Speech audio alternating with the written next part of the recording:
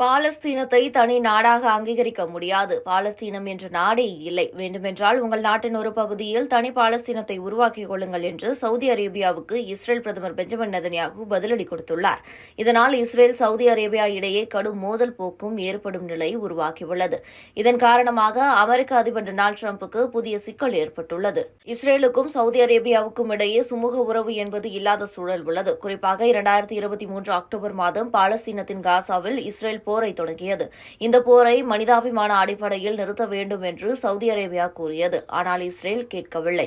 அதையடுத்து இரு நாடுகள் இடையேயான உறவும் என்பது இன்னும் மோசமானது. அதோடு பாலஸ்தீனத்தை இஸ்ரேல் தனி நாடாக அங்கீகரிக்க வேண்டும். இஸ்ரேல் எப்போது பாலஸ்தீனத்தை அங்கீகரிக்கிறதோ அப்போதுதான் அந்த நாட்டுடன் தூதரகம் உட்பட பிற வழிகளில் உறவு என்பது வைக்கப்படும் என்று சவுதி அரேபியா கூறியது. இதற்கிடையேதான் கடந்த 4ஆம் தேதி அமெரிக்கா சென்ற இஸ்ரேல் பிரதமர் பெஞ்சமின் நெதன்யாகு டொனால்டு டிரம்பை சந்தித்து பேசினார்.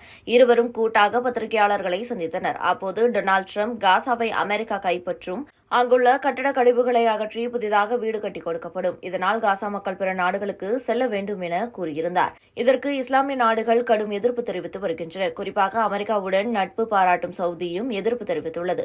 மேலும் அந்த பிரஸ் மீட்டில் இஸ்ரேல் சவுதி அரேபியா உறவு பற்றி கேள்வி கேட்கப்பட்டது. அதற்கு பெஞ்சமின் நெதன்யாகு இஸ்ரேல் சவுதி இடையே அமைதியான உறவு என்பதற்கு வாய்ப்பே இல்லை என்று நம்புகிறேன். ஆனால் அமைதியான சூழல் வரும் என்று நினைக்கிறேன் என கூறியிருந்தார். இதற்கு சவுதி அரேபியாவின் வெளியுறவுத்துறை சார்பில் பாலஸ்தீனத்தை தனி நாடாக இஸ்ரேல் அங்கீகரிக்க வேண்டும், அதன் பிறகுதான் இரு நாடுகளிடையேயான உறவு பற்றி சிந்திக்கலாம் என்று கூறியது. இதற்குதான் தற்போது இஸ்ரேல் பிரதமர் பெஞ்சமின் நெதன்யாகு காட்டமாக பதிலடி கொடுத்துள்ளார். இது தொடர்பாக சேனல் 14க்கு இஸ்ரேல் பிரதமர் பெஞ்சமின் நெதன்யாகு பேட்டியளித்திருந்தார். அப்போது அவர் சவுதி அரேபியாவை சீண்டும் வகையில் கருத்து தெரிவித்திருந்தார். இது தொடர்பாக பெஞ்சமின் நெதன்யாகு கூறியதாவது: சவுதி அரேபியா விரும்பினால் தனது சொந்த நாட்டுக்குள் பாலஸ்தீனர்களை ஒரு அரசாக அமைத்துக் கொள்ள முடியும். பாலஸ்தீனியர்களுக்கு என்று தனியாக இடம் வழங்க போதுமான நிலம் சவுதி அரேபியாவிடம் உள்ளது. இஸ்ரேல் அரசுக்கு ஆபத்தை விளைவிக்கும் எந்த ஒரு ஒப்பந்தத்துக்கும் நான் உடன்படவே மாட்டேன். குறிப்பாக பாலஸ்தீனம் என்ற நாடே இல்லை. 2023 அக்டோபர் 7க்கு பிறகு என்ன நடந்தது என்று தெரியுமா? பாலஸ்தீனம் என்ற நாடு இருந்தது. அது காசா என்று அழைக்கப்பட்டது. அது ஹமாஸ் ஆட்சியின் கீழ் வந்தது.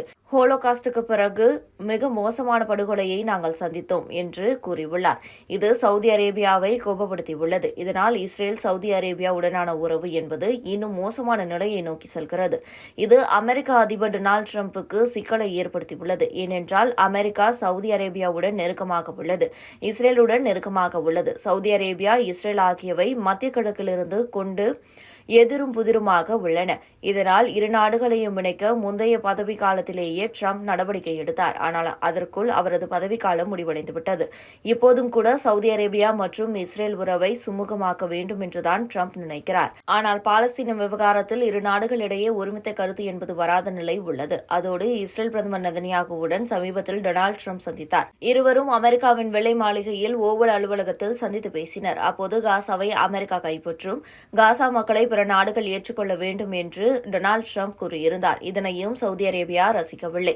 இதனால் பாலஸ்தீனத்தின் காசா விவகாரத்தில் சவுதி அரேபியா நிலைப்பாட்டால் அமெரிக்காவுக்கும் புது தலைவலி ஏற்பட்டுள்ளது என்று இங்கே குறிப்பிடப்படுகிறது.